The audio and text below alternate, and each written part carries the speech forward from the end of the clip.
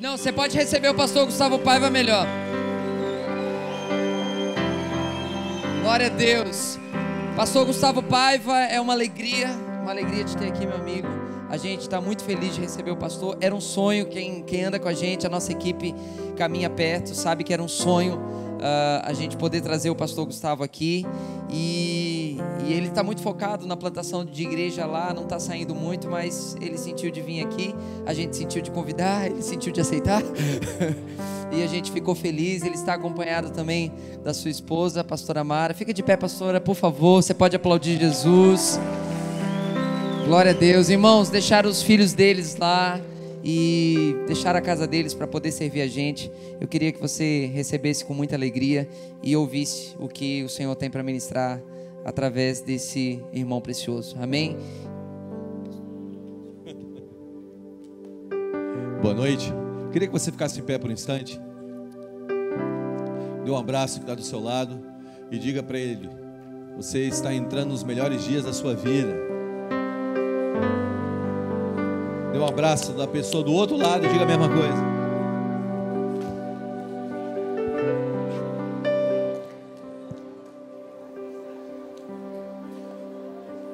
Não senta não, fique em pé aí. É só o primeiro dia. Está só começando. Olha só. Eu tive alguns encontros com Jesus durante a minha vida. E eu lembro de algumas palavras que foram pregadas em alguns encontros. Mas 3 encontros que marcaram a minha vida e mudaram meu destino para sempre. Eu não sei nem o que foi pregado.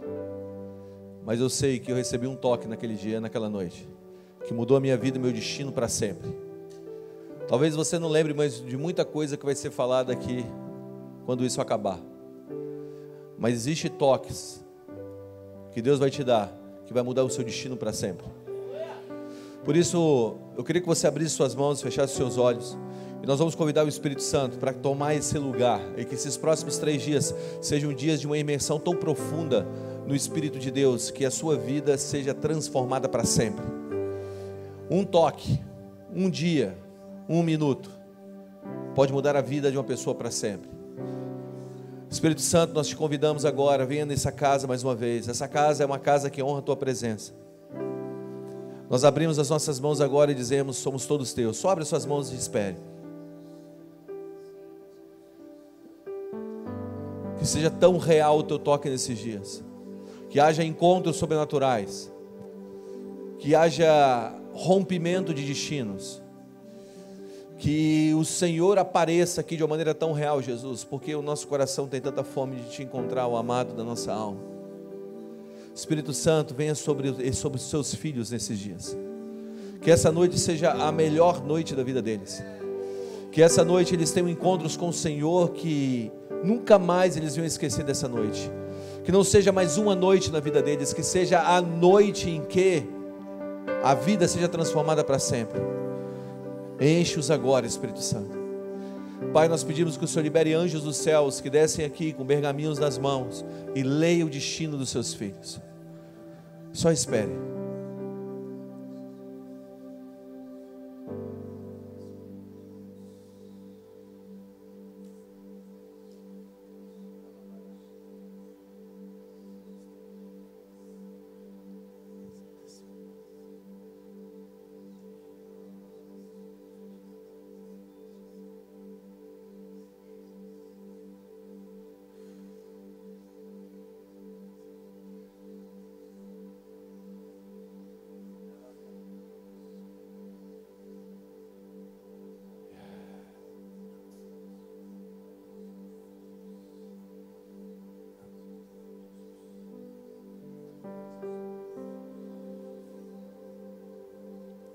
Santo Espírito, vem.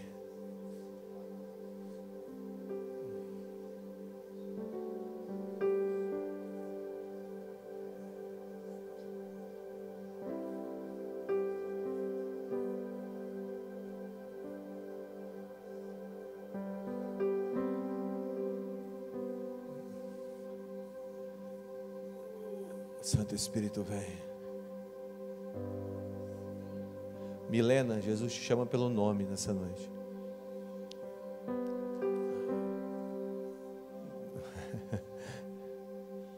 Deus não se esqueceu de você.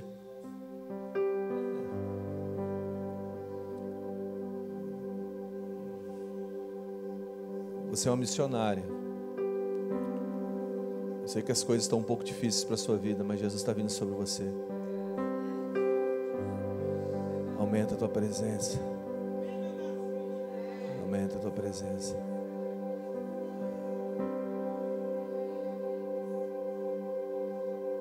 Se essa palavra faz sentido para você, Milena, levanta a mão bem alto. Eu sinto que o Espírito Santo vai te tocar. Milena, está lá atrás, né?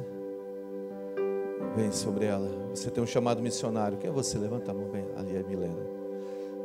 Toca ela, Espírito Santo, agora. Vai. Enche ela agora.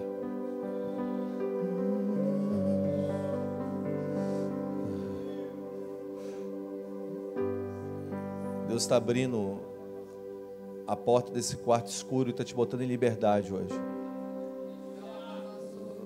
Você não vai viver mais angustiado. Ansiedade, medo, tristeza, vai embora agora no nome de Jesus. Vem Espírito Santo, vem Espírito Santo. Vem Espírito Santo. Só abre suas mãos e recebe o Espírito de Deus. Te damos boas-vindas, doce amigo, fiel companheiro.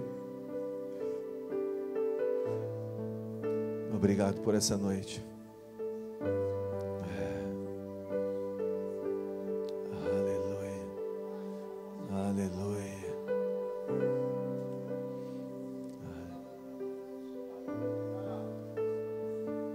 Flua aqui, mais Espírito Santo, mais. Vamos lá, vamos um pouco mais fundo, mais Espírito Santo.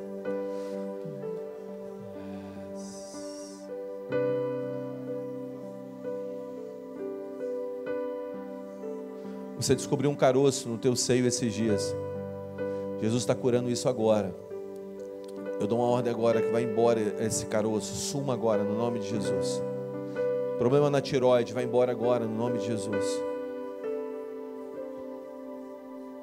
Você sofreu um acidente, você botou um pino em alguma parte do seu corpo e o seu movimento está ruim. Não sei se foi de moto, não sei se foi jogando futebol, cara, mas existe um movimento que você não fazia. Começa a fazer agora esse movimento. Nós damos uma ordem agora. Saia todas as dores, enfermidades. Volte aos movimentos que o corpo perdeu agora, no nome de Jesus. Aumenta a tua presença aqui. Aumenta a tua presença aqui.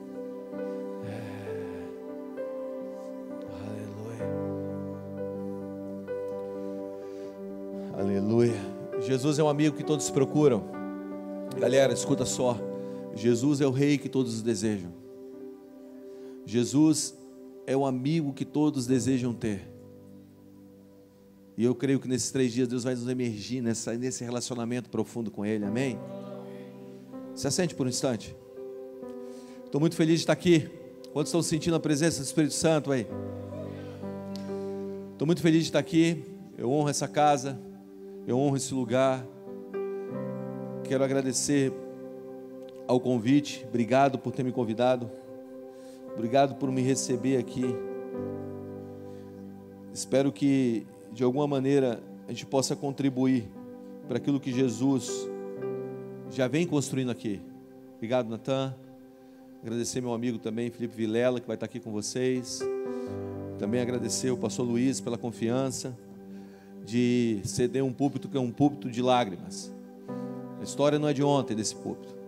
A história não é de ontem dessa casa. E eu honro isso. Eu queria que você imaginasse um dia na vida de Jesus. Faz de conta que você é um daqueles caras que foi escolhido ali jogando a rede. Você está lá no mar da Galileia, naquele sol ali do Oriente Médio, castigando a tua cabeça. Se você é careca, você está sofrendo um pouco mais.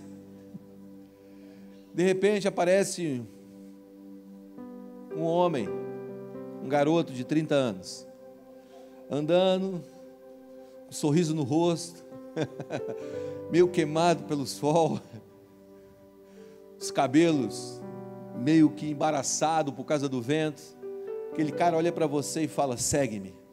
E você começa a seguir esse cara. Eu tenho entendido que antes do ide tem um vinde. Antes de nós partirmos para qualquer lugar no mundo, nós precisamos vir ao Senhor. Porque Deus não envia missionários, Deus envia testemunhas. Deus não envia pessoas para pregar, como Natan disse. Deus levanta pessoas para anunciar uma mensagem. Por isso Deus envia testemunhas. Então o que Jesus estava fazendo ali? Jesus estava começando a construir o seu núcleo de envio através de homens comuns.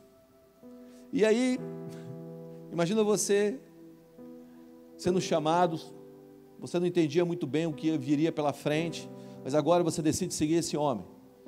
Os próximos 3 anos seriam os 3 anos mais emocionantes, excitantes da tua vida. Você acordar numa manhã e encontrar uma multidão seguindo Jesus, e ouvir aquele homem falando de manhã até à tarde, sem conseguir arredar o pé do lugar, porque as palavras dele eram tão poderosas, eram tão alimento, e eram tão fortes, que nem sensação de sono e de fome você tinha. Quando você percebeu, já era final de tarde, a fome começou a bater. Cara, a gente não comeu hoje. Você já teve alguma reunião que você entrou numa reunião, você sabia a hora que, você soube a hora que entrou, a hora que você saiu, você nem lembra mais a hora que você estava saindo. Quando você olha no relógio é noite. Eu participei de um culto em Belém, que literalmente durou 3 dias. Eu fui embora, voltei, eu entrava de manhã, ia embora à noite, voltava no outro dia, o povo estava lá ainda. O cheiro não estava muito bom, mas a presença de Deus estava naquele lugar. E aí você está ali, e Jesus está ali com você, e aí Jesus fala bem assim: dê a eles de comer. Te entrega um bocado de pão na mão, você olha para o pão, você está até sem graça de responder como eu faço esse negócio, né?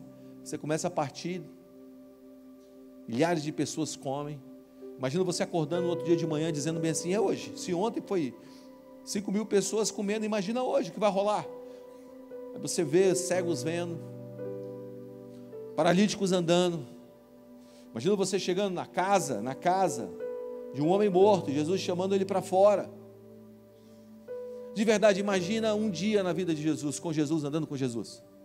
Imagina, cara, imagina quando ele chama você assim, falando assim: ok, vocês viram tudo isso, mas agora vocês vão ser enviados, e vocês vão. Você sai, vê tantos milagres em um dia, que você não tem noção de como aquilo é possível acontecer. Você volta com um sentimento de tanta grandeza dentro de você, que agora você está discutindo quem senta do lado direito de Jesus. Tanta grandeza. Antes você só era um pescador, agora você está discutindo um trono. Andar com Jesus é algo tão impressionante, que ele pega aqueles caras que não tinham nenhum tipo de perspectiva futura, e agora os caras começam a discutir quem vai sentar do lado dele. E você tem tanta coisa para pedir, você tem tanta coisa para perguntar, mas a vida é tão emocionante ali do lado, é tão grande a vida andando com Jesus, que você percebe que uma coisa é mais importante do que todas as outras. Vamos lá, se você tivesse que pedir algo para Jesus, o que você pediria para Ele? Andando com Ele, estando com Ele todos os dias. Eu talvez pediria: Senhor, me ensina aí como é andar sobre as águas. Me ensina aí como é que é esse negócio de abrir os olhos dos cegos. Mas os discípulos, um dia, fizeram uma pergunta para Jesus, ou pediram uma coisa para Jesus, que é uma coisa de extrema importância, que a gente vai andando, vai vivendo a vida cristã, e esse negócio que eu vou falar para vocês nessa noite vai se tornando algo normal, mas não é normal, é a fonte do poder, é a fonte da autoridade, é aonde mana a verdade de Deus, é aonde nós encontramos transformação. E de alguma maneira eu tenho crido que nós temos que voltar ao básico para começar a operar no macro, voltar ao essencial. Eu fico pensando o que eu pediria para Jesus, mas quando você lê Lucas capítulo 11, versículo 1, você vai encontrar um discípulo pedindo para Jesus algo: Senhor, nos ensine a orar. Olha isso, cara. Você tem a oportunidade de pedir poder, milagres, abrir olhos dos cegos, mas agora esse discípulo está dizendo: Senhor, nos ensine a orar. De alguma maneira a vida de Jesus era uma vida tão poderosa, mas tinha um núcleo central de transformação, ou um núcleo central que emanava o poder, ou que gerava todos aqueles milagres, que os discípulos começaram de alguma maneira a perceber que isso vinha da sua vida de oração. Quantos aqui querem ser usados por Deus de uma maneira poderosa, cara? Quantos aqui querem ver Itajaí, o Brasil e as nações sendo tocadas pelo poder de Deus? Eu tenho experimentado muitos milagres. O Senhor tem me dado a graça de viver esse negócio, mas eu tenho entendido que a fonte disso tudo é a oração. De alguma maneira, nós como igreja, nós vamos ficando muito modernos, nós vamos crescendo, nós vamos avançando, nossa vida vai se tornando uma vida mais automatizada. Cada dia que você cresce em influência, mais as coisas ficam fáceis para você. Você tem mais possibilidades na vida. Mas uma coisa eu digo para você: a vida de oração de Jesus era algo tão cativante, que os discípulos estavam dizendo: nos ensine a orar. Senhor, nos ensine a orar. Senhor, os discípulos de João ensinaram ele a orar. Nos ensine a orar. Nos mostre o que é uma vida de oração. Escuta o que eu vou te dizer. Daqui a 5 anos, 10 anos, 15 anos, 20 anos, você só vai poder permanecer com o fogo do Senhor que tem incendiado o teu coração hoje, se a tua vida de oração for literalmente mais cativante do que a tua pregação. Que a tua vida de oração for mais cativante do que as revelações ou que as canções que Deus te der. A tua vida de oração for mais cativante do que os milagres que acontecem na sua vida. O que a gente precisa entender é que Deus quer nos puxar para um lugar de uma comunhão tão profunda com Ele, que esse lugar de comunhão vai se tornar muito mais evidente e importante do que o nosso hype no YouTube, o nosso hype no Instagram. Porque eu tenho visto, cara, que tem muito ministro de plástico, canta bem, prega bem, mas quando chama para aquele momento de intimidade, sabe, de conhecimento de Deus, é raso. Mas existe uma geração que está se levantando agora, cara, que ela tem uma fome e uma sede tão profunda pelo Senhor, e ela tem transicionado toda a sua vida para um fundamento de oração. E hoje eu quero ensinar a vocês uma parada, que é como eu devo orar. Porque muitas vezes a gente acha que oração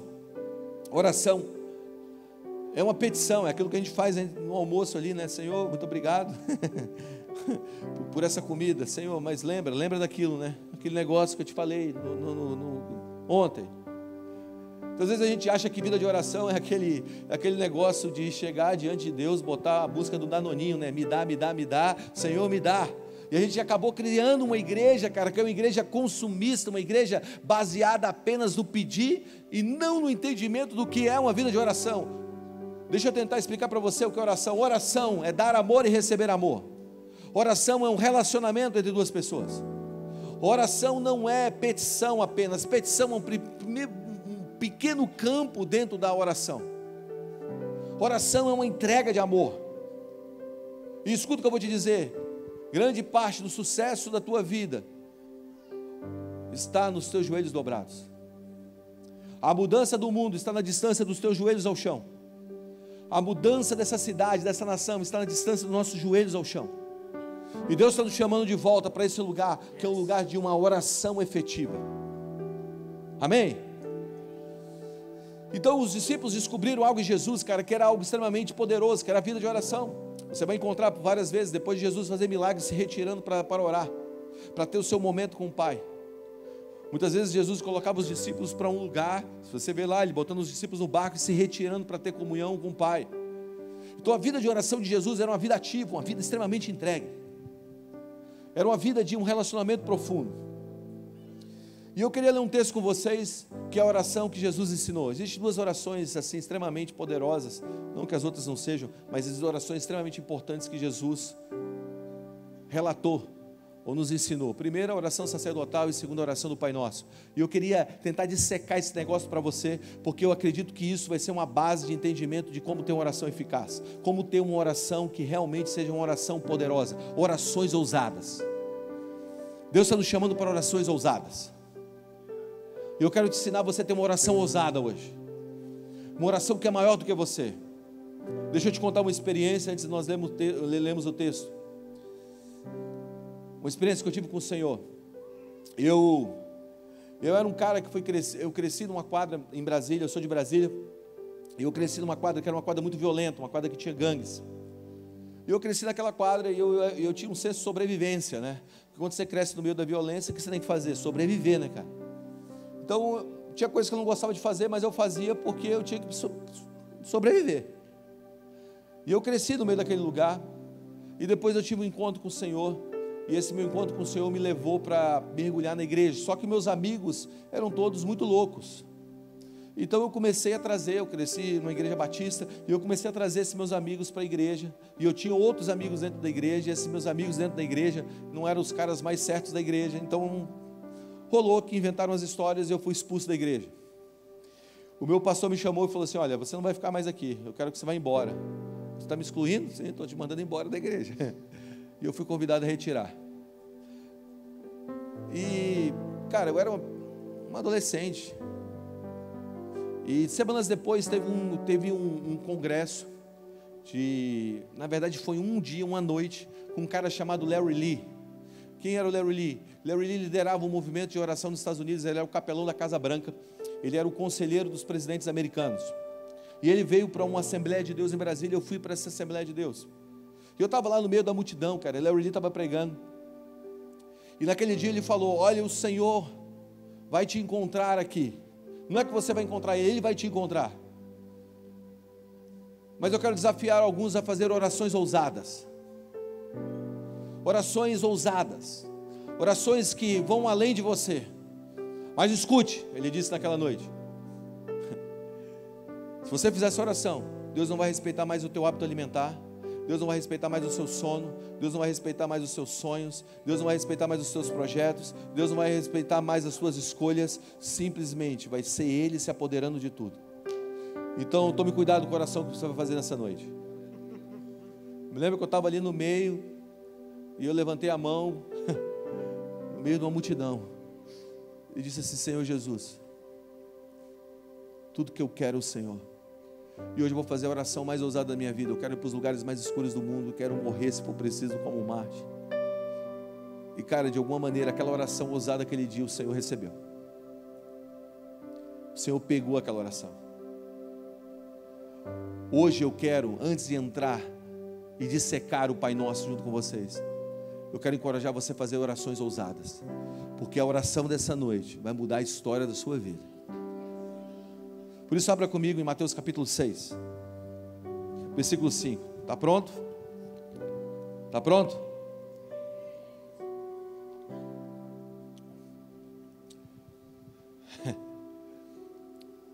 Deus está te ouvindo. Mateus capítulo 6, orações ousadas. Jesus, versículo 5, Jesus está ensinando como nós devemos orar. E Ele está dizendo o seguinte: quando vocês orarem, não sejam como os hipócritas que gostam de orar em público, nas sinagogas e nas esquinas onde todos possam vê-los. Eu lhes digo a verdade, eles não receberão outra recompensa além dessa.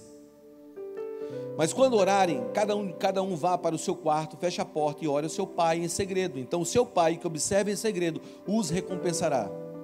Ao orar, não repitam frases vazias, sem parar, como fazem os gentios. Eles acham que, se repetir as palavras várias vezes, suas orações serão respondidas.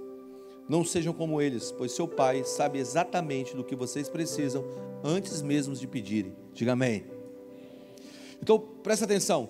Jesus, nessa primeira parte, Ele está dizendo: olha, não ore dessa maneira.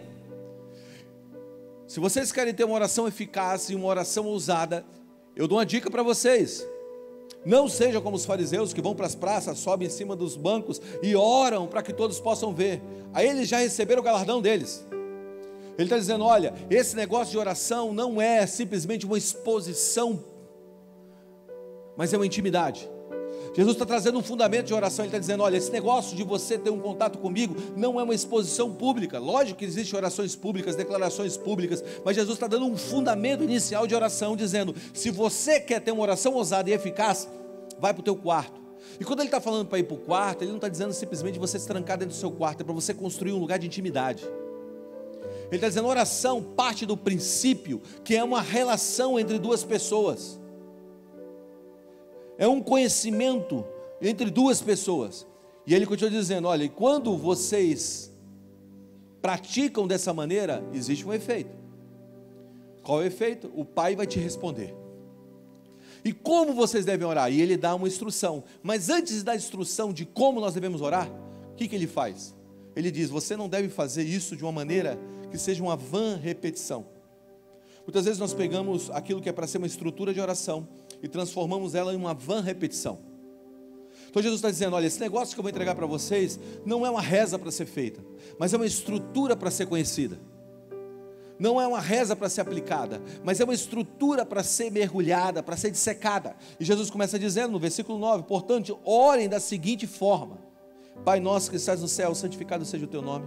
Venha a nós o teu reino, seja feita a tua vontade, na terra assim como ela é feita no céu. Dai-nos hoje o pão de cada dia. Perdoa as nossas dívidas, assim como nós perdoamos os nossos devedores. Não nos deixes cair em tentação, mas livra-nos do mal, pois teu é o reino, pois teu é o poder, e tu é a glória para todo sempre. Amém.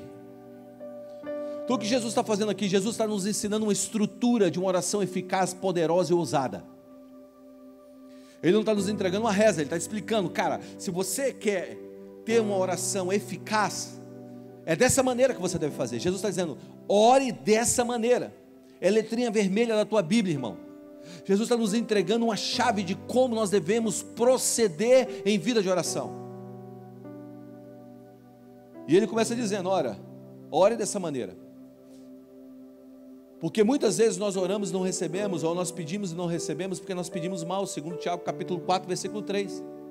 Agora, existem orações que são feitas, que não são respondidas, e isso também é um ato de bondade de Deus, né? Imagina se Jesus tivesse respondido todas as orações que você tivesse feito. Você estaria casado com aquela pessoa. Tem gente que está dizendo: misericórdia.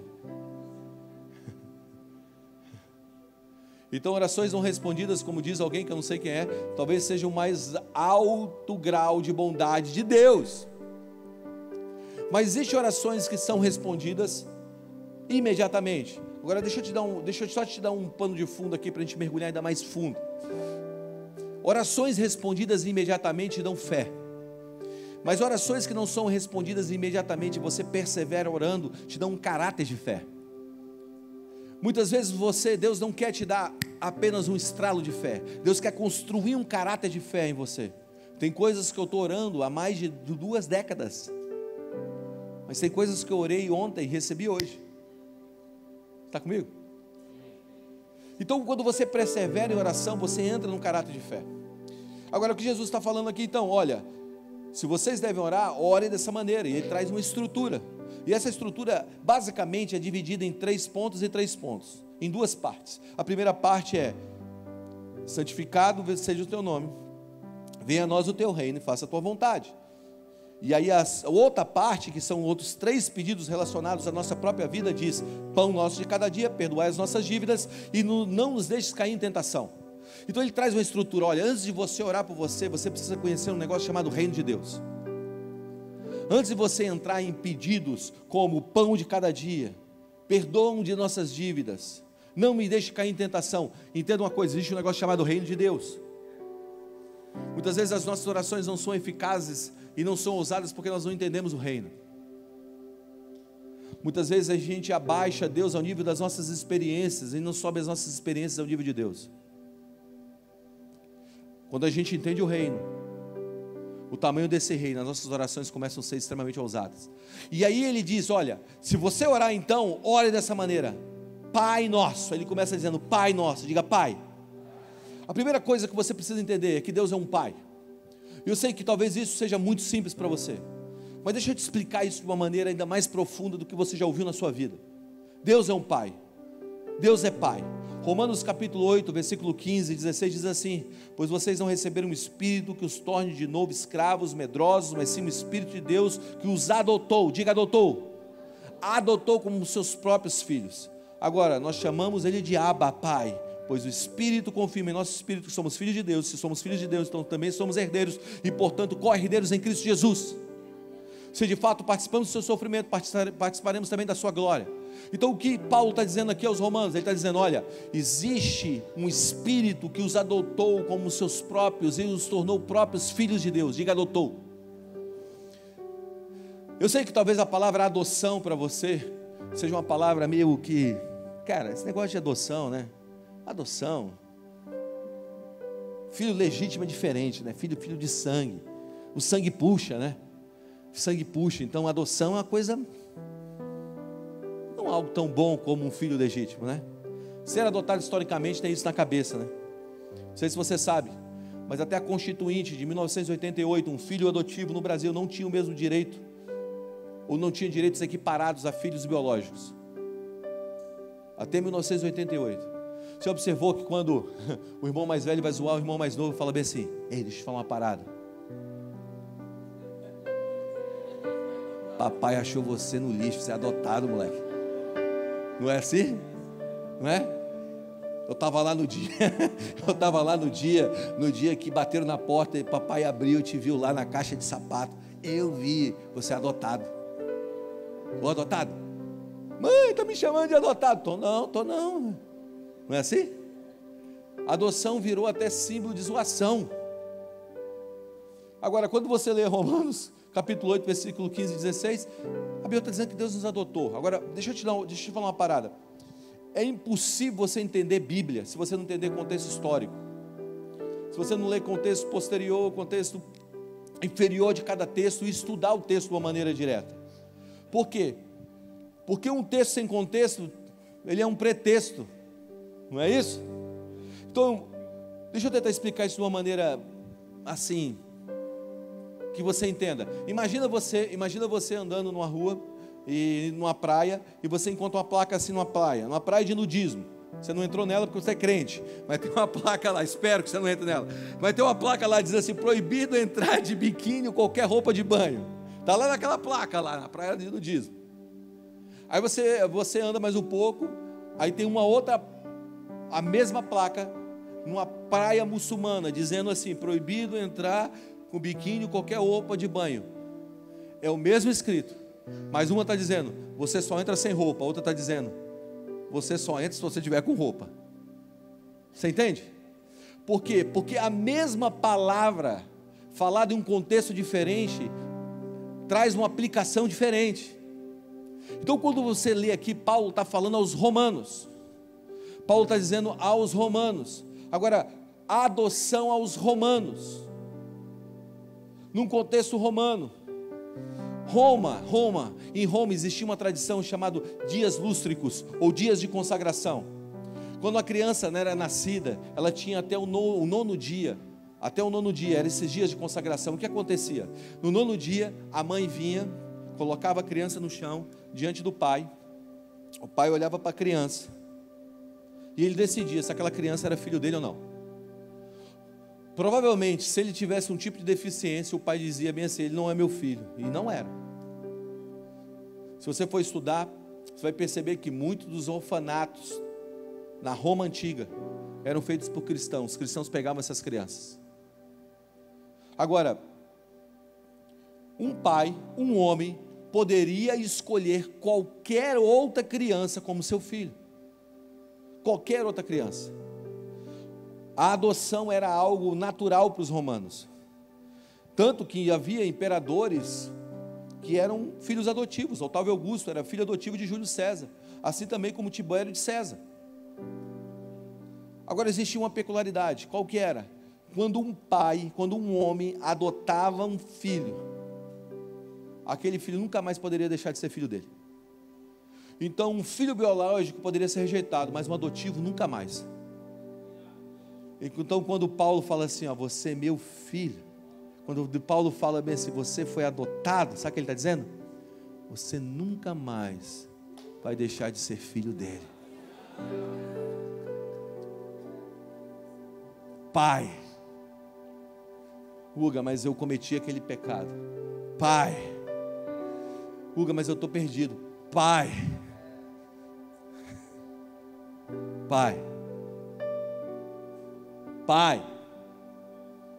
entenda uma coisa: a oração começa com o entendimento que você tem um pai. Não é alguém distante, é alguém próximo. Você está comigo? Eu estava contando esses dias, eu estava fazendo uma live, eu estava contando sobre isso numa live, que eu estava agora, semana passada eu estou andando no aeroporto de Guarulhos, puxando uma mala, e aí eu estou andando, e aí vem um cara correndo atrás de mim assim: Gustavo Paiva, Gustavo Paiva. Aí na hora que eu estou ouvindo ele me chamar de Gustavo Paiva, eu percebi que ele não era meu amigo, porque ele estava me chamando de Gustavo Paiva. Ele estava indo de missões. Eu pensei, cara, esse cara não é meu amigo, por quê? Ele está me chamando de Gustavo Paiva. Quem me chama de Gustavo Paiva não é tão próximo de mim. Ou sessões solenes, né? Gustavo Paiva. Quem me chama de Gustavo é mais próximo. Quem me chama de Guga é muito mais próximo. Mas meus filhos dentro de casa nunca me chamaram de Gustavo Paiva nem de Guga, me chamam de pai. Porque eles estão íntimos. Você entenda uma coisa, a estrutura de oração que você precisa ter na tua cabeça para ser eficaz e ser ousada, é você perceber que você está orando para alguém que está próximo. Ele é teu pai, irmão. Ele é teu pai. Deus não te deu espírito de escravidão. Deus não te deu espírito de medo. Diga, Abba, Pai. Vamos lá, Abba, Pai. Começa a tua oração entendendo que Ele está próximo. E Ele continua dizendo, Pai nosso. Diga nosso. Sabe, a igreja ocidental, cara, ela modelou o evangelho, a minha história, o meu chamado, o meu ministério, é tudo a mim. Sim, existe um Deus pessoal, mas Deus está chamando alguns, a todos, a entenderem que o Pai é nosso, de uma maneira tal que as nossas orações são tão grandes, ou vão se tornar tão grandes, que elas não podem ser respondidas mais no nível pessoal.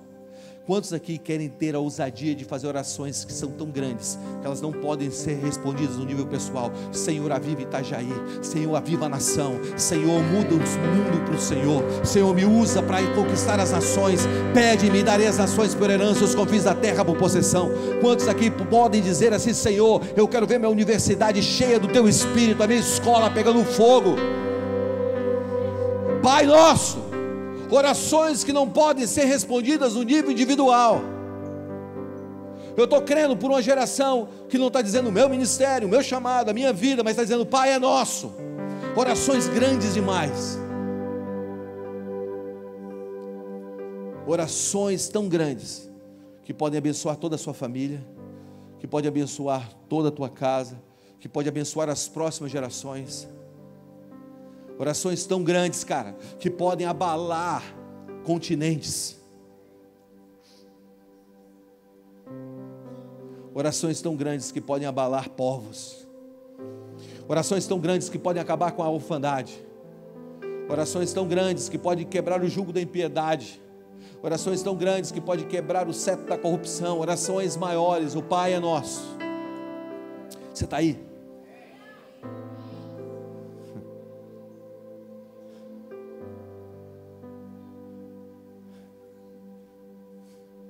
A gente estava fazendo orações, cara, pequenas, medíocres, porque a gente não conheceu o nosso Deus ainda, cara. No dia que você olhar para Deus, cara, você encontrar Deus, você vai dizer, ainda que de uma maneira equivocada, deixa eu sentar à tua direita, eu sou só um pescador, mas eu quero um trono. Eu sei que parece errado, mas de alguma maneira Jesus provocou tanta grandeza naqueles caras, que aqueles caras que estavam discutindo qual era o maior peixe, agora eles estão discutindo o trono. Você já andou com Jesus, cara? Você começa pensando pequeno, mas de repente você está orando por avivar cidades, nações, depois você está desenhando projetos do Pink e o Cérebro, vamos conquistar o mundo. E que nós vamos fazer amanhã, conquistar o mundo. O cara falou, mano, você é um utópico. Quer coisa mais utópica do que o evangelho, cara? Jesus nos chamou para fazer o que a gente não sabe fazer. Quantos aqui sabem curar enfermos, ressuscitar mortos, limpar leprosos? Vem, a gente não sabe fazer esse negócio, mas Jesus mandou a gente fazer, porque de alguma maneira a grandeza sai dele. Eu vi o Senhor assentado sobre o trono, e as vestes, a orla do seu manto enchia o templo. Os umbrais das portas não podiam conter o tamanho da sua glória.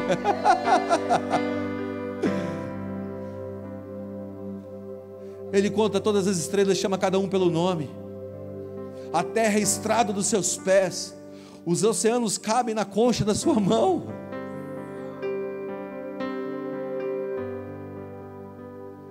O salmista diz, se eu montar a minha casa no mais alto, se eu armar a minha cama entre os mortos, o Senhor está lá, é o absoluto Deus. o Deus que preencheu todos os lugares, o Deus que é mais real do que o ar, o Deus que cobriu todos os lugares, o Deus, você está entendendo? O Deus soberano, Ele tomou tudo, Jesus tomou todos os lugares. O Pai é nosso. Orações grandes. Quantos têm coragem de fazer essas orações grandes, cara? Orações grandes. E ele continua dizendo, olha, quando você orar, Pai nosso que estás no céu. Está no céu. Sabe, está no céu. Jesus não está querendo relatar que é uma distância, mas sim uma posição. Estar no céu não é distância, é posição. Repita comigo, estar no céu não é distância, é posição. Todas as vezes que você ouvir estar no céu, Deus não está dizendo que Ele está distante, Ele está dizendo que Ele tem uma posição. A Bíblia diz que Yeshua, em nenhum outro nome é salvação, porque debaixo do sol nenhum outro nome é dado entre os homens, pelo qual importa que sejamos salvos, e o seu nome permanecerá eternamente, e o seu nome passará de pais a filhos, enquanto o sol durar, e os homens serão abençoados nele. Efésios capítulo 2, versículo 4 a 6 diz, mas Deus é tão rico em misericórdia, e nos amou tanto, que embora estivéssemos mortos por causa do pecado, Ele nos deu juntamente com Cristo, e nos fez assentar naquele lugar, nas regiões celestiais. Então você tem que perceber algo, posição, diga posição. Estar no céu é uma posição. Eu sei que muitos aqui já oraram pelo seu destino. Eu quero dizer uma coisa para você, o teu destino não é um lugar, o seu destino é uma posição. Você não está indo para um lugar, você está indo para uma posição. Você tem que perceber algo, que a tua posição determina muito de como você enxerga a coisa, porque você manifesta o reino que você tem mais consciência. A tua posição aí, nessa cadeira, está te fazendo me enxergar de uma maneira. Se eu vim para cá, talvez aqueles que estão aqui não me enxerguem de uma maneira, estou enxergando só os meus pés, mas você está me vendo. A tua posição determina a tua visão. A tua posição determina a realidade que você acredita. A tua posição determina a forma como você vive. A tua posição determina crenças. A tua posição gera experiência. Uma experiência gera uma crença gera um comportamento repetitivo se faz uma cultura. Então, quando você está numa posição, quando você entende que Cristo está dizendo, eu estou nos céus, e você, segundo Efésios capítulo 2, versículo 4, também está lá. Uma mentalidade. Deus quer te dar uma mentalidade de reino. O que Deus está querendo dizer? Que no meio de um problema, Deus a oração que nós temos que ter não é uma oração daquela que eu estou no meio de um problema gritando para Deus me salvar. Não. Mas é uma oração que eu estou com Cristo, me envolvendo com Ele, entendendo o que Ele fala sobre as coisas e declarando isso. Deixa eu tentar explicar isso de uma maneira mais legível. Isaías capítulo 6, um homem da terra vai para o céu.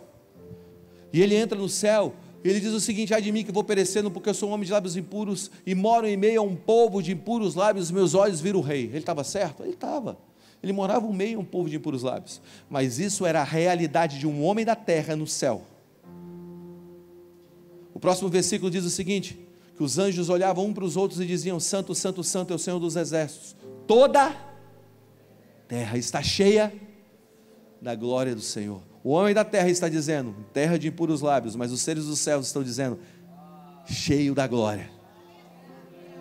A tua posição determina a tua declaração. A tua posição determina a tua oração. Muitas vezes você está olhando um movimento corruptível, corrupto na terra, mas o céu está declarando, a terra está cheia da glória, a terra está cheia da glória, a terra está cheia da glória. O que eu sou, um homem da terra ou um homem do céu? Eu sou um homem do céu vivendo nessa terra. Eu não posso ser diferente disso. Então a sua posição determina as suas declarações. Declare aquilo que Deus está falando sobre o mundo. Declare aquilo que Deus está falando sobre o seu filho, sobre os seus amigos, sobre a sua escola, sobre a sua universidade, sobre essa cidade, sobre essa nação. Declare. Sabe por quê? Porque quando a gente não entende o propósito, cara, de Deus, a gente começa a defender o engano. Você lembra quando Pedro vira para Jesus e fala, não vai para a cruz, Jesus. Uma boa coisa para você falar para o teu amigo, não vai para a cruz, né? Pô, teu amigo vai morrer. Pô, teu amigo, o cara que mudou a tua história. Mas Pedro não conseguiu perceber algo, cara, que não era o resultado final, era o processo para um nível de glória, aquela entrega. Então Jesus está dizendo: para trás de mim, Satanás, porque quando você só pensa nas coisas dos homens. De alguma maneira a mentalidade de Pedro nas coisas da terra trouxe uma atmosfera maligna ao redor dele. Eu tenho percebido que muita gente só tem pensado nas coisas da terra, pensado em ser livre das coisas. Deus não te chamou para você ser livre. Deus não chamou você, cara. Escuta, eu vou te dizer, jovem, olha aqui para mim, cara. Deus não quer poupar a tua vida. Tem muita gente dizendo: Senhor, poupa minha vida. Deus está dizendo: não, eu chamei para você entregar a tua vida, cara. Não poupar a tua vida. Pensa assim: tu tem a tua avó materna, tu vai na casa da tua avó materna e tem uma cristaleira lá de 150 anos. 150 anos aquela cristaleira, cara. Aí você vê lá, aí sua avó te leva lá, mostra a cristaleira para você e diz: está vendo esses cristais, filho? Nunca foram usados. Olha que coisa linda, não tem um arranhão. Aí tu fala: legal, vó. Aí tu vai na casa da tua avó paterna, chega lá, tem uma xícara toda quebrada, sem alça, com a boca toda destruída. Aí tu fala assim: vó, joga esse negócio fora. Aí tua avó paterna vira para você e fala: não, essa xícara é sobrevivente do teu pai, do teu tio, da tua tia, do teu irmão e de você. Qual que você acha que cumpriu o propósito? A xícara toda quebrada ou aquela cristaleira que nunca foi tocada? Como é que você quer chegar no final da tua vida, cara? Uma cristaleira nunca tocada, uma vida toda marcada pelas marcas de Cristo. Deus está te chamando para você. Deus não quer que você seja poupado. Paulo dizia: eu carrego aqui, ó, aqui. Onde você olhar tem uma marca, irmão. As marcas de Cristo. Um dia, Jesus tinha morrido, os caras estavam desesperados, fizeram uma reunião lá, a reunião do desespero. Você já fez a reunião do desespero? Vamos orar. É a reunião do desespero. Não é orar para buscar, é orar porque você está desesperado, né? Pô, Jesus morreu, a reunião do desespero. Aí os caras estão trancados dentro de casa, desesperados. Aí de repente Jesus atravessa a parede. Aí os caras: Jesus e tal. Só que tinha um cara que saiu para comprar o lanche, né? Eu não sei se ele foi comprar o lanche, mas eu acho que ele foi comprar o lanche, porque crente só come. O que você vai fazer depois daqui? Comer. Pô, a gente está muito mal, né, cara? A gente está depressivo aí, Jesus morreu, vamos comer. Aí esse cara não estava lá, Tomé não estava lá. Aí o cara chega, imagina que desespero, cara. Você chega naquela reunião, cheio de lanche assim, a sacola do McDonald's, Big Mac. Aí está todo mundo descabelado, caído no chão. Mano, o que rolou aqui? Mano, nem te conto, cara. Jesus entrou pela parede. Tá de gaiatice. A gente nunca acredita, né? Cara, foi o melhor culto do ano. Você nunca está no melhor culto do ano. Não é? É bíblico. Está na Bíblia. Aí Tomé fala assim: cara, eu não acredito nesse negócio. Não acredito, só acredito se eu ver ele tocar nas chagas dele. Aí Jesus aparece para Tomé. Porque Jesus não tem problema com dúvida, gente. Jesus tem problema com incredulidade. Há uma diferença entre dúvida e incredulidade. Eu já tive várias dúvidas e várias crises de fé. Escuta o que eu vou te dizer. Uma fé sem dúvida é como um corpo sem anticorpo. Uma vida cristã sem dúvida é como um corpo sem anticorpo. Tem hora que você vai ter dúvidas. Mas qual a diferença da dúvida para a incredulidade? A dúvida é um questionamento na direção de Jesus. A incredulidade é uma busca por respostas fora de Cristo. Aí você vai para teorias, para um monte de coisa maluca. Mas fica comigo, você está comigo? Cara, eu estou jogando muita coisa, você pega alguma coisa aí, ok? Aí Tomé está ali, e Jesus fala: não, tudo bem, Tomé, estou aqui. Não é você não. Não é você, sou eu. Só deixa eu tocar então. Jesus deixa tocar. Ele deixa tocar onde? Na chaga, na marca, né? Aqui ou aqui. Mas deixa ele tocar na marca. Que era aquela marca, a marca da entrega. Você sabe o que vai subir no teu corpo glorificado? As marcas da entrega. Não pede para Jesus te poupar. Fala: Senhor, me coloca no meio do olho do furacão. Só me poupe naquele lugar e me dê autoridade para quebrar a porta do diabo. Pai nosso que está no céu. E ele começa a dizer: olha, santificado. Está pronto para orações ousadas? Diga: santificado. seja o teu nome. Sabe o que significa isso? Muitas vezes, santificar o nome de Deus. O que é isso, santificar o nome de Deus? Santificado significa separado. Um nome que é separado, um nome que é temido. Você não está indo em qualquer nome, irmão. Você está indo no nome que é temido, o nome que é santo, o nome que é santificado. Santificado seja o teu nome sobre o Brasil. Santificado seja o teu nome sobre a minha casa. Filipenses 2:9 diz: por isso Deus exaltou a mais alta posição e deu a ele um nome que está acima de todo nome que se nomeia, para que o nome de Jesus se dobre todo o joelho nos céus, na terra e debaixo da terra, e toda língua confesse que Jesus Cristo é o Filho de Deus, para a glória de Deus Pai. Santificado seja o teu nome. Santificado seja o teu nome sobre Itajaí. Santificado seja o teu nome sobre Santa Catarina. Santificado seja o teu nome sobre o sul do Brasil. Santificado seja o teu nome sobre a minha família. Santificado seja o teu nome sobre os meus filhos. Santificado seja o teu nome sobre todos os meus passos. Santificado. Por que você está temendo o diabo, cara? Você está do lado de um nome santificado. Ele nos confiou o nome dele. Portanto, ide em meu nome. Sabe, eu recebo inúmeras mensagens assim: cara, eu tive um sonho. Qual é o sonho? Que seus filhos morriam, um dragão, um leão, um tigre, um cachorro, um dinossauro, e o Godzilla aparecia e comia eles. Cara, não para esse negócio. Aí todas as vezes que eu ouço esses sonhos terríveis, eu digo: santificado seja o teu nome sobre os meus filhos. Antes de tocar neles, tem que passar por Jesus Cristo que está na frente deles.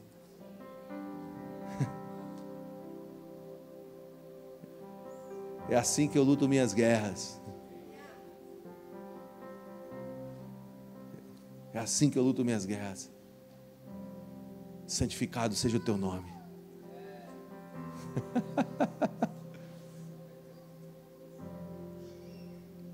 Eu me lembro que eu estava na Universidade Federal do Amazonas, pregando, cara. 3.000 jovens, calor, lá em Manaus. Não tem de Manaus aí?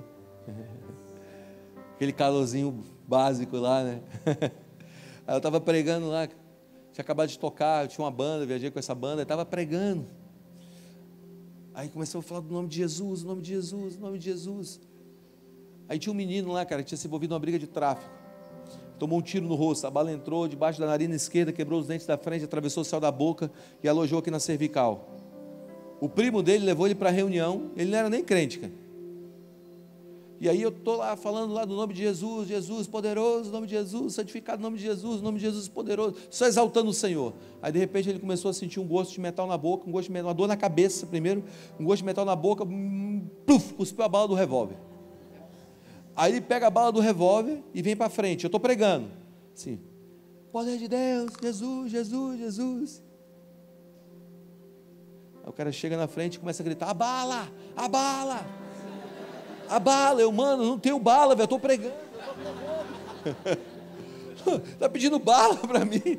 Eu estou pregando, cara. Pede bala para o teu amigo. Aí a bala.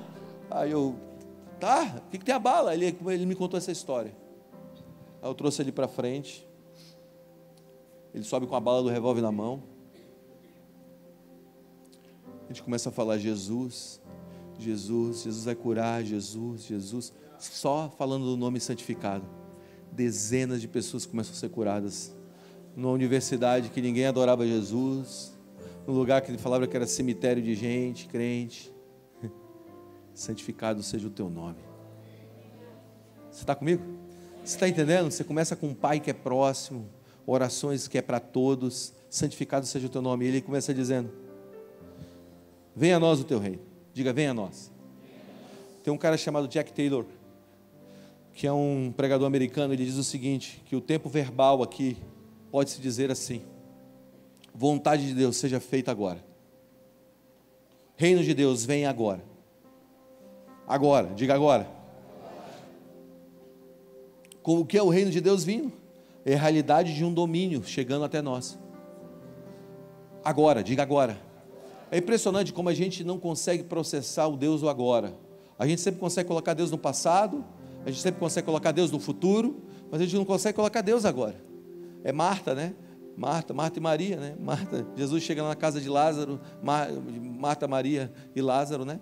E ele chega lá, quando ele chega, Marta vem lá na boca da aldeia, se ajoelha e fala: se o Senhor estivesse aqui, passado. Aí Jesus fala assim: aquele que está morto, ainda que esteja morto, viverá. Aí Marta fala assim: eu sei, no dia da ressurreição dos mortos, futuro. Mas não consegue colocar Jesus no presente. A gente sempre fala: Jesus fez algo no passado, Jesus vai fazer algo no futuro. Não, é agora. Diga agora. É agora, cara. É agora que o avivamento começa. É agora em mim. É agora que a chama começa. É agora que minha universidade vai ser incendiada. É agora que minha escola vai pegar fogo. É agora que o Brasil vai ser transformado. É agora. Eu não estou pensando no Deus futuro. É agora. O tempo de Deus é agora. A janela de Deus para a gente é agora. Venha o teu reino. Venha o teu reino agora. E seja feita a tua vontade agora.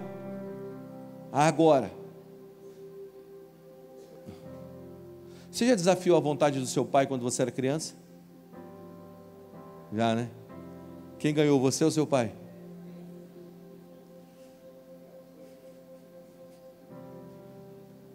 Tenta desafiar a vontade do seu pai. O máximo que você vai tomar é um pé na bunda. Mas eu digo para você, até um pé na bunda te leva para frente.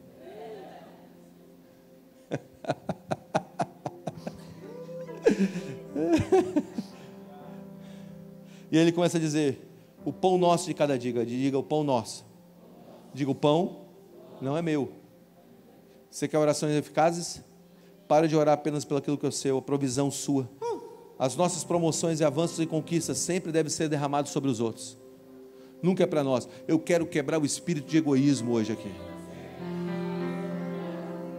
Você não sentou aqui para ser abençoado. Você sentou aqui porque você é abençoado.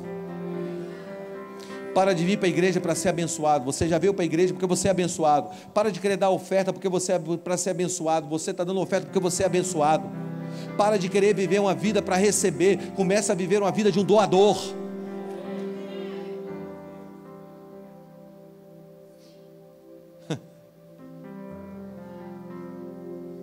Uma vida de um doador, cara. O pão é nosso.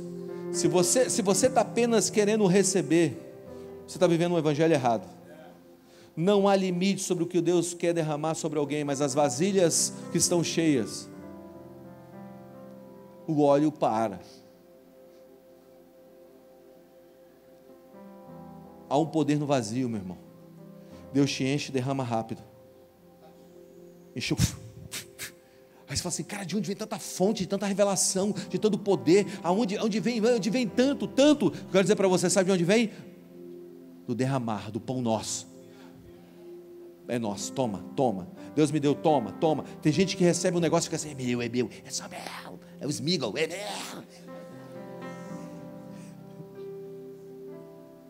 Né? Tá amarrado, Smiggle.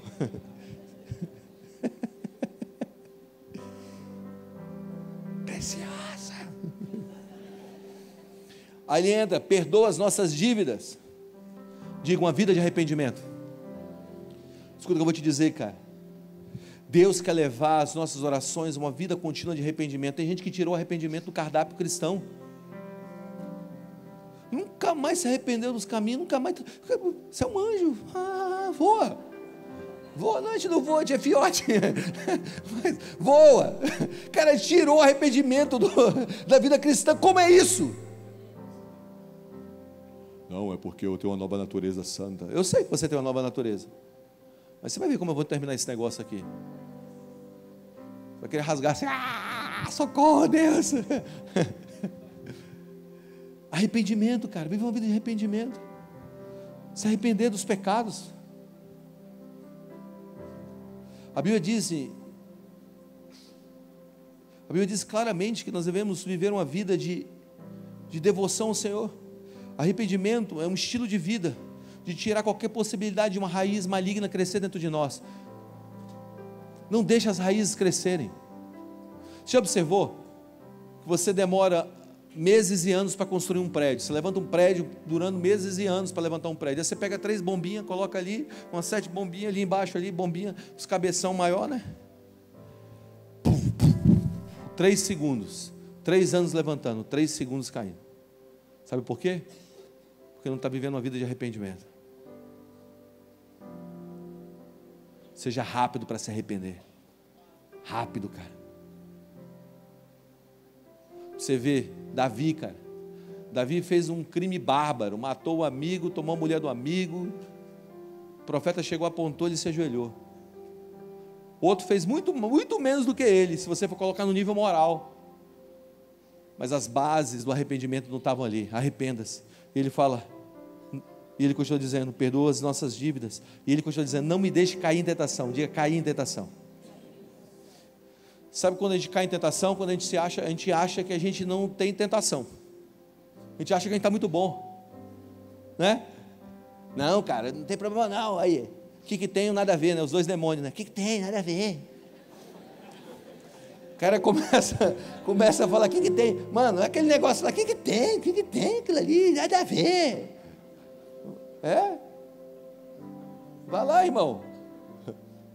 Até você tomar uma rasteira. O que tem a falar com a serpente? Não tem nada a ver. Tá bom. Cara, pensa assim, você vai dirigir, você vai levar a tua família para uma viagem, tá? A viagem é do lado de um precipício. Que você cai nesse precipício e dá para você gritar umas 7 vezes, e não bate no fundo. Tamanho a fundura desse precipício. Aí tu vai levar a tua família numa viagem. Aí tem 3 tipos de cara que você pode contratar para dirigir para você, porque você está com o pé machucado. Você chega para o primeiro, entrevistando ele, como é que você dirige? Cara, eu dirijo ali perto do precipício. Sou radical, irmão. Tá ligado, né? Sou braço. Ninguém dirige igual eu. Aí chega para o segundo, eu sou meio prudente, sou mais prudente. Não dirijo também tão longe não, sabe? Eu gosto um pouquinho de adrenalina. Aí você chega para o terceiro, cara, eu dirijo o mais longe possível. Quanto mais longe, melhor. Quem você contrataria para levar a tua família? Você acha que Deus vai ficar confiando as riquezas do seu reino àqueles que acham que não vivem em tentação, que conseguem vencer tudo sozinho pela força do braço? Irmão, seja humilde. Seja humilde. Seja humilde. Humildade é reconhecimento. A Bíblia fala em Tiago, eu botei aqui Tiagão. Tiago capítulo 4, versículo 6 diz o seguinte: Deus resiste ao soberbo, mas dá graça ao humilde. Humildade nos preserva das quedas. Eu me lembro, cara, que em 1998 eu estava em São Paulo, e um pastor que foi uma das vozes do Brasil, assim, talvez uma das maiores vozes que o Brasil teve em liderança evangélica. Esse cara tinha acabado de cair em pecado, assim, era um escândalo, Rede Globo noticiando, assim, um negócio maluco, cara. E eu me lembro que eu estava começando o ministério, e aí eu comecei a andar no quarto, dizendo: Senhor, não me deixa cair, Senhor. Se esse cara caiu, quem sou eu? Vou para o saco. Não me deixa cair, andando no quarto, de um lado para o outro. Não me deixa cair, não me deixa cair, não me deixa cair. Deus falou para mim: Guga, ajoelha. Aí eu ajoelhei. E o Senhor continuou falando comigo, e eu continuei falando para Deus: não me deixa cair, não me deixa cair, não me deixa cair. Deus falou: deita no chão. Eu, tá bom. Deitei no chão. E quando eu estou deitado lá no chão, falando: Deus, não me deixa cair, não me deixa cair. Deus falou assim para mim: pede para alguém te derrubar. Aí eu disse: não tem como, eu estou deitado. Aí ele me disse: ninguém derruba um homem prostrado. Sabe o que acontece, cara? Muitas vezes nós queremos ficar naquele lugar de provar as tentações. Lúcifer quis subir, desceu. Jesus desceu, por isso subiu. Desça. Desça. Está aí? Estou acabando. Mas ele diz assim: livra-nos do mal. Livra-nos do mal. Livra-nos do mal. Tem um mal. Não desconsidere ele, tem um mal. Eu não estou dizendo para você ficar focado no mal. Eu não sou especialista em demônio, e também não aconselho você a ser especialista em demônios, né? Tem gente que fala os nomes de todos os demônios, de trás para frente, de frente para trás. Eu prefiro ficar com Jesus, sabe? Eu gosto mais de ficar ali, saber todos os nomes dele. Eu gosto do outro lado da força.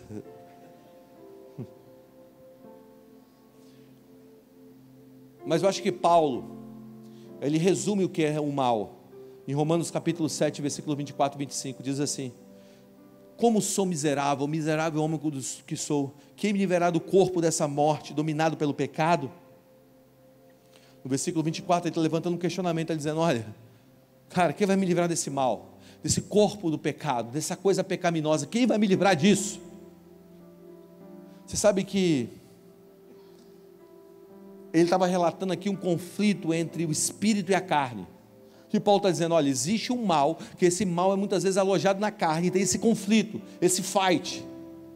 E ele está dizendo: quem vai me livrar desse corpo mortal? Agora, muitos estudiosos dizem que Paulo, aqui ele está usando uma expressão romana, mas uma expressão romana, está escrevendo aos romanos, chamado necroforia. Alguém já ouviu falar desse negócio? Necroforia? Deixa eu te explicar o que era necroforia. Paulo estava usando essa expressão de necroforia. Necroforia era um tipo de punição romana pior do que a crucificação. A gente acha que a crucificação era ruim. Olha o que era a necroforia, cara. O que era a necroforia? Era o seguinte: quando um homem pegava um homem matava um outro homem, ou cometia um crime de morte com outra pessoa, os romanos pegavam o corpo daquela pessoa morta, acorrentava ele, a pessoa que cometeu aquele crime, e jogava ele no calabouço. E aquele homem, aquele cadáver começava a putrefar, a entrar no estado de decomposição, literalmente acorrentado a um homem que o assassinou, o matou. Então ele via face a face o processo de putrefação daquele cadáver. Então as doenças, tudo ia passando até que ele morresse junto. Isso era necroforia. Quando Paulo está dizendo: quem me livrará do corpo dessa morte? Ele está dizendo isso. Cara, quem vai tirar esse negócio que está podre? Você está entendendo?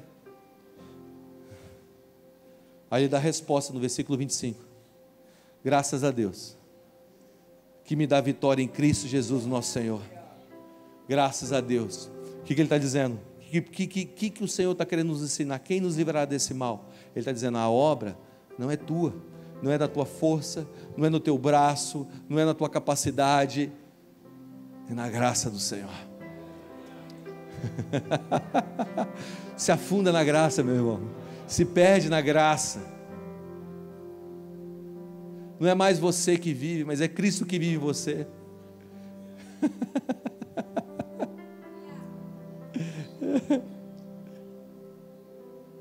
Gálatas capítulo 5, versículo 24 diz: os que são de Cristo Jesus já crucificaram a carne e suas paixões, suas concupiscências.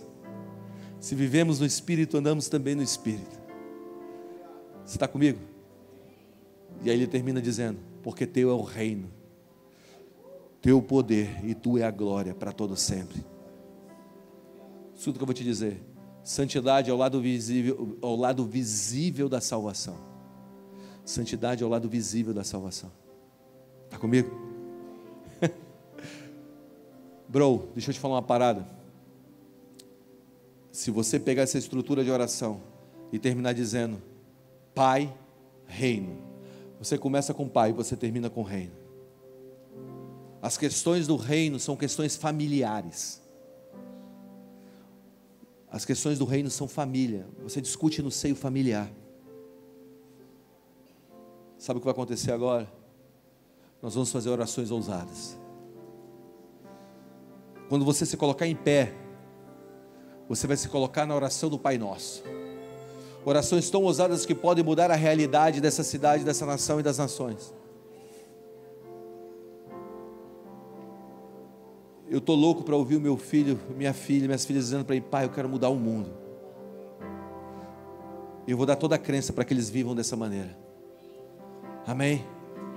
Se você quer fazer orações ousadas que são maiores do que você, eu quero que você se coloque em pé nessa noite.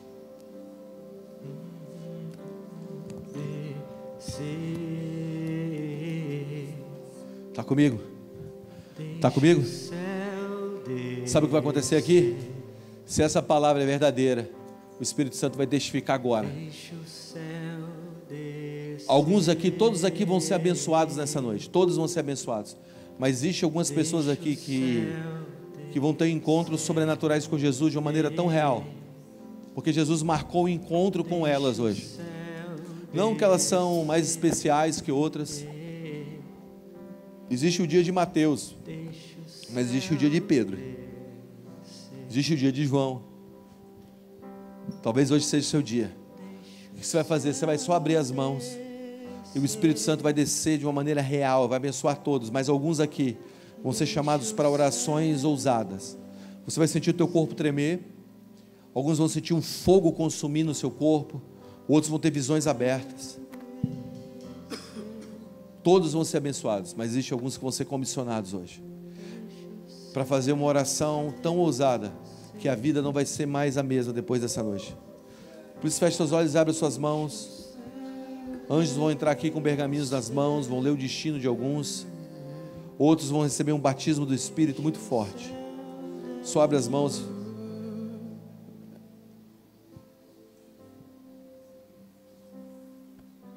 Só abre as mãos e feche seus olhos.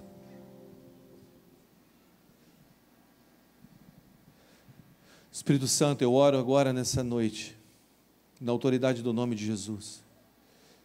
Eu peço que o Senhor caia aqui, sobre aqueles que o Senhor elegeu para essa noite.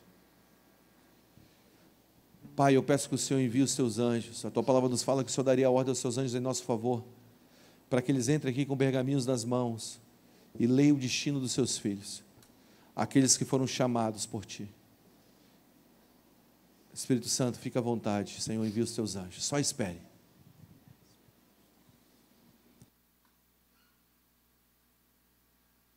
Alguns vão sentir o seu corpo queimando, lágrimas, alguma sensação muito real do Senhor. Só essas pessoas, quando começarem a sentir isso, eu quero que você se movimente para frente. Só aguarde. Vem Espírito Santo, vem Espírito Santo.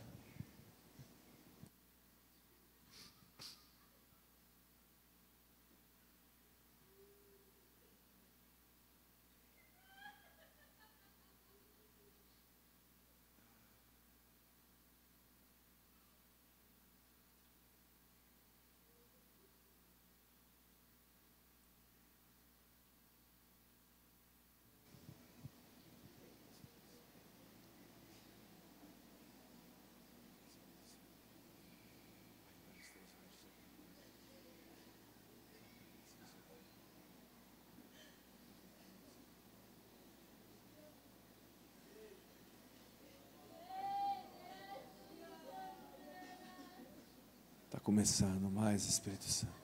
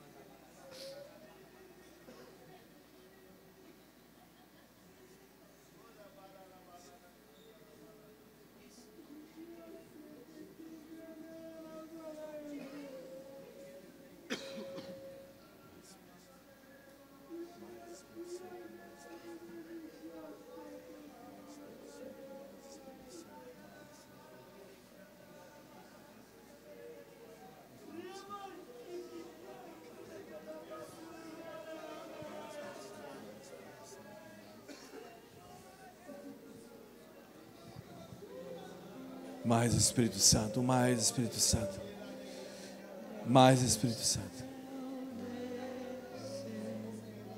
Eu oro agora por encontros sobrenaturais com o Senhor. Eu oro agora para que o chamado seja aceso em seu coração para orações ousadas. Aumenta a tua presença aqui, Jesus. Nós te amamos, o Senhor amado da nossa alma. Mais Espírito Santo, se você está sentindo alguma dessas coisas no seu corpo, sai do seu lugar e venha para frente. O Senhor está enchendo esse lugar agora. Mais Espírito Santo, mais.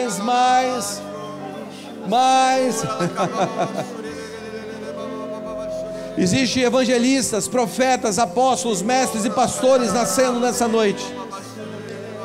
Homens que vão fazer orações que são maiores do que a sua própria capacidade. Aumenta a tua presença aqui, Espírito Santo. Jesus, nós chamamos a verdade do teu reino agora. Seja feita a tua vontade na terra, assim como ela é feita no céu. Aumenta a tua presença agora.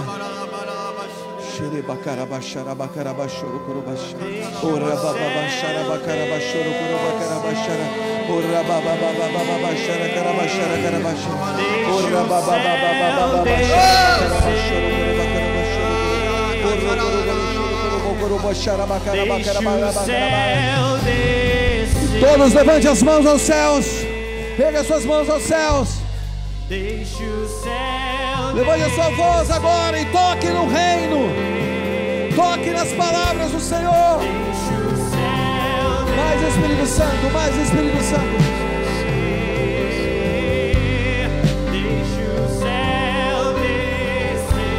Pai nosso que estás nos céus, santificado seja o teu nome. Venha a nós o teu reino. Seja feita a sua vontade na terra, assim como ela é feita no céu. O pão nosso de cada dia nos dai hoje. Perdoai as nossas dívidas, assim como nós temos perdoado os nossos devedores. Não nos deixes cair em tentação, mas livra-nos do mal, porque teu é o reino, teu é o poder, tu é a glória, para todos sempre. Amém. Deixa o céu descer,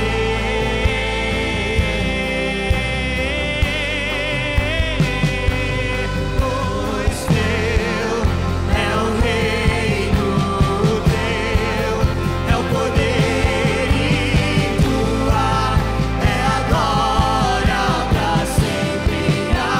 Amém. Pois teu é o reino, é o poder e tua é a glória para sempre. Amém.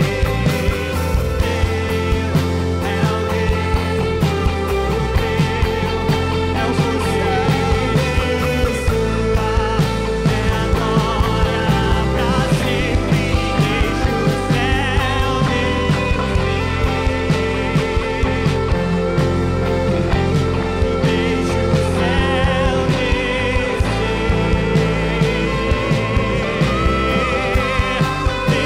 o céu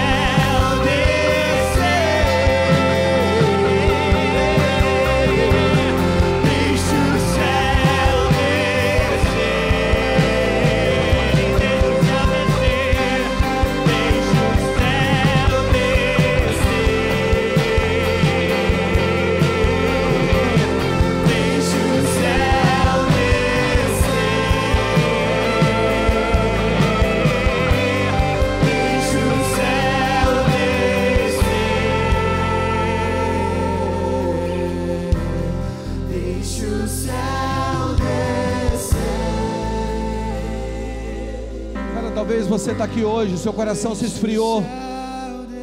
Você até andou com Jesus, cara, mas seu coração está distante dele. Você não consegue fazer mais essas orações ousadas. Hoje o Senhor está te chamando de volta para Ele. Se hoje você quer reconciliar com Jesus, ou se hoje você deseja entregar a tua vida a Jesus publicamente, talvez a primeira vez ou outra vez, voltando para Ele, levanta a tua mão direita junto com a minha ao céu. Se alguém quer reconciliar com Jesus, bem alto, levanta a tua mão bem alto, irmão. Deus te abençoe, Deus te abençoe. Você que está levantando a mão, sobe na cadeira aí onde você está. Não sei se eu posso fazer isso, mas sobe na cadeira, vamos. Eu sinto que o Senhor está vindo sobre você. Aqui, ó, Deus te abençoe. Coloca as mãos lá atrás. Deus te abençoe, Deus te abençoe, Deus te abençoe. Quem mais? Levanta, sobe na cadeira. Para mim te ver. Deus te abençoe, Deus te abençoe lá atrás. Deus te abençoe lá no fundo. Ok, você que está em cima da cadeira pode descer agora. Coloca as mãos, essas pessoas que estão com as mãos levantadas, você que está do lado delas. Encha elas agora no teu espírito. Ó Senhor, encha elas no teu espírito. Encha elas no teu espírito. Coloca as mãos sobre eles agora. Começa a orar para que eles sejam cheios. Encha elas no teu espírito. Mais Espírito Santo, mais Espírito Santo, mais Espírito Santo. Deixa o céu descer.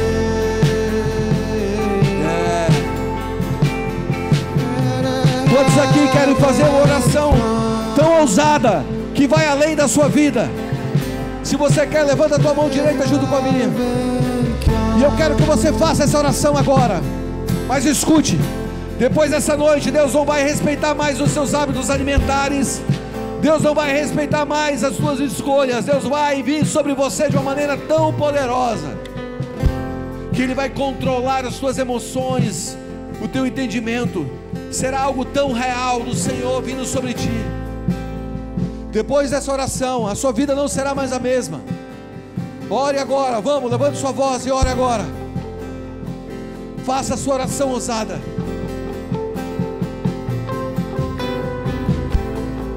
Orações ousadas. Lembre-se, você está orando para um Pai que é nosso, que está numa posição e você está com Ele.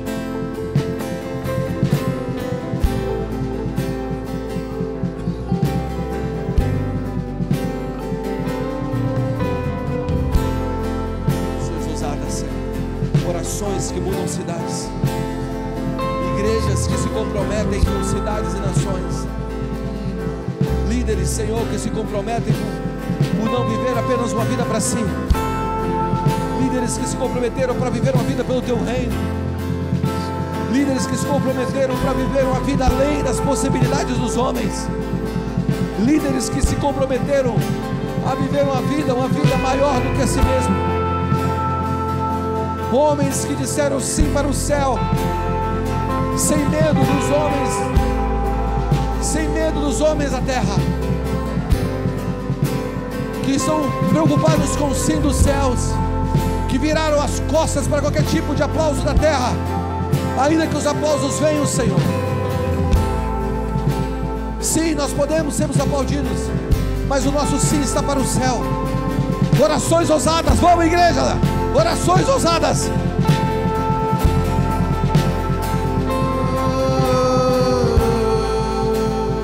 Aleluia. Eu sinto Deus levantando uma geração que não vai temer fazer o possível, porque sabe que o impossível vai vir do Senhor.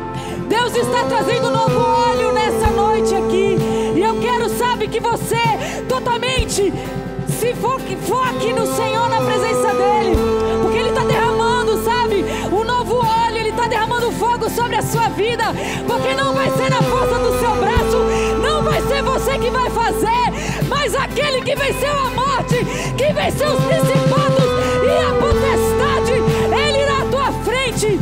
Sabe, quando Deus chama Moisés, o que Moisés tinha que fazer era tocar no mar, mas Deus iria abrir o mar. E Deus está levantando aqui uma geração que não vai temer, porque sabe de onde saiu e para onde está vindo. Por isso eu quero te encorajar. Se você quer receber mais dos céus, mais fogo, mais intrepidez, mais poder, mais coragem, ousadia, continue clamando, continue pedindo, porque Ele separou um banquete para você hoje. Você que ora em línguas, comece a orar. Você que ainda não foi batizado, começa a pedir. Eu sei que o Senhor vai batizar hoje você.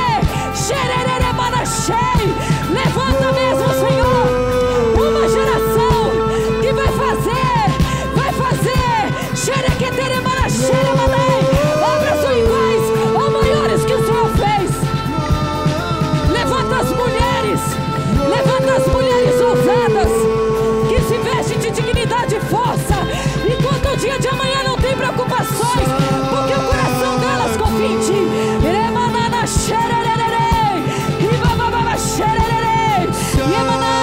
Levante as crianças. Eu peço, Deus, em nome de Jesus, que as crianças sejam tocadas agora pelo Teu Espírito. Pai, em nome de Jesus, crianças ousadas, crianças que vão mudar a geração, crianças que levarão o Senhor, o fogo do Espírito, nas escolas, nos parquinhos, onde quer que elas estejam. Pai, as famílias, os adolescentes, os jovens, os anciãos, os homens, levanta, Senhor, essa geração. Obrigado, Senhor, porque o Senhor está nos enviando, e é agora,